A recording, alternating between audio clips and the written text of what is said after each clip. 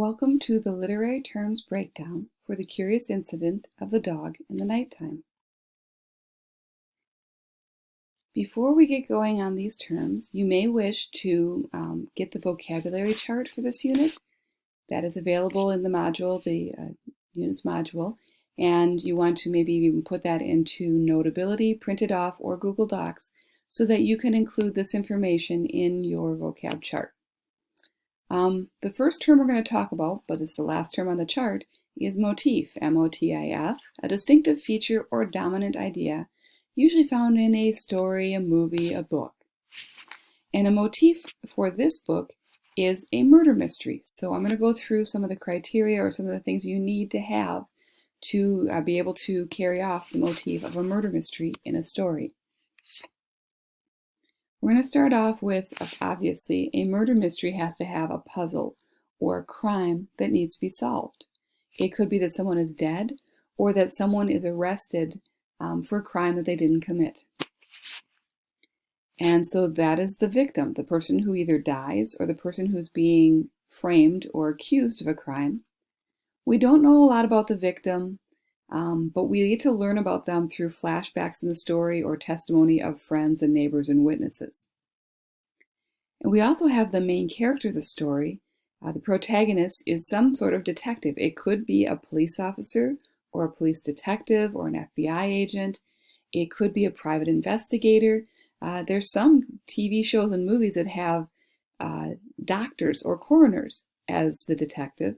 And then if you watch the Hallmark Channel, apparently you can have florists or people who run bakeries be the detectives, because apparently they have way too much time in their life.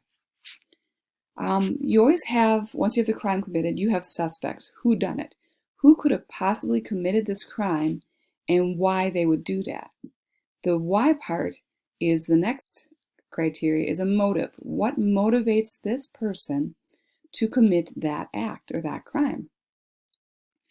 The detective uses a variety of pieces of information. Some of it is overt clues, things that you see and that are clearly observable, factual, like the dead body, the murder weapon.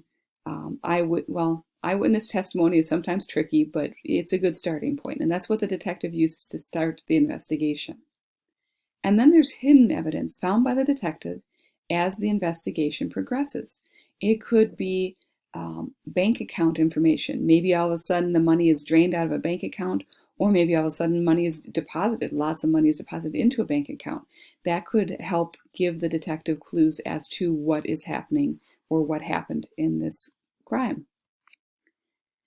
And with all this information, the detective needs to make inferences. There's large gaps between what we know and what we think we know as we go through a murder mystery. And so it is our job as readers to connect the dots hopefully before the detective does. That's some of the fun when you do this, is figure out who did it before the detective reveals the answers.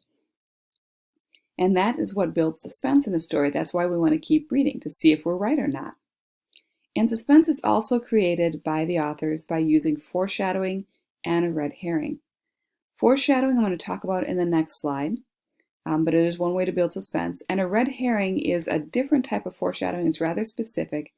It's when the detective presents clues and we believe we know who the suspect or the culprit is.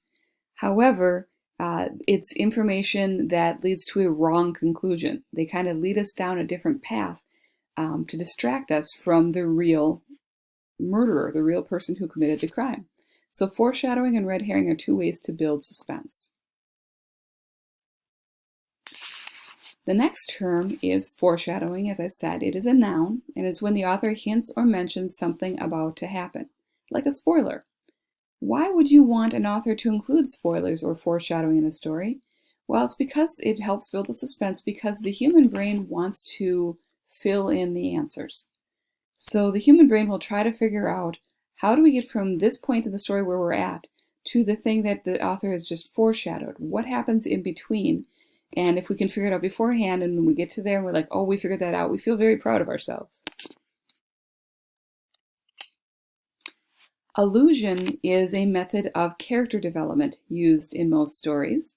It's a metaphor And one of the things it's comparing to is something that people commonly know about. So the formal definition is an allusion is a figure of speech, like a metaphor, that makes a reference to people, places, events, or literary works that directly or by implying them. So you're making this comparison that this is like this. And it's up to the audience to make the connection. So for example, if you say he's a real Romeo with the ladies, well, that's nifty, but if you don't know who Romeo is, it doesn't give you much information. If you understand that Romeo is part of Romeo and Juliet, a play made famous by Shakespeare, where the two protagonists, Romeo and Juliet, based most of their actions on the fact that they love each other. It's considered a very romantic play despite the fact that there's a body count at the end.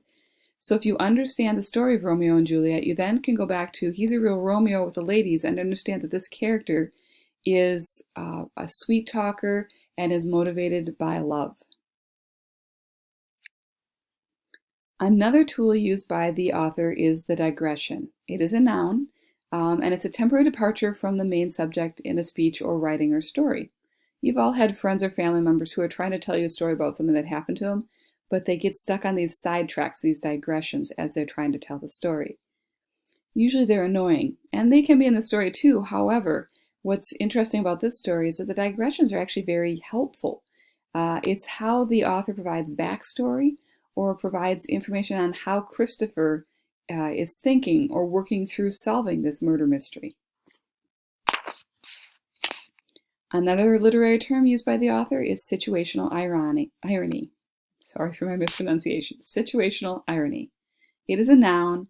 It's expressions of one's meaning by using language that normally signifies the opposite. So you expect one thing, but then the opposite happens.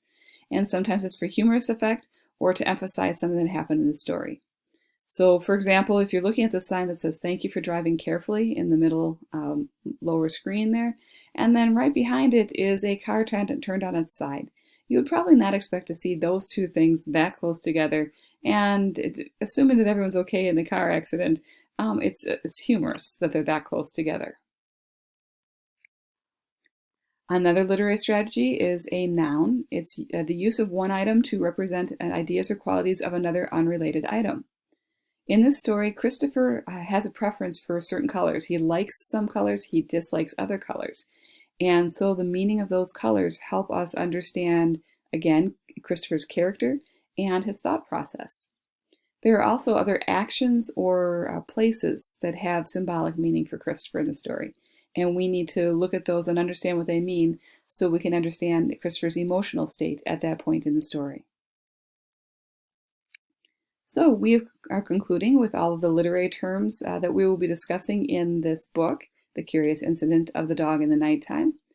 And so not only will you be able to find them in the book, you'll be asked questions about them to identify them and analyze them as you complete the study guide, parts 1 through 8. I am looking forward to seeing your answers in the study guide and in online discussions and in other activities we will be completing in this module. So I'm looking forward to talking to you later, and best wishes on this assignment.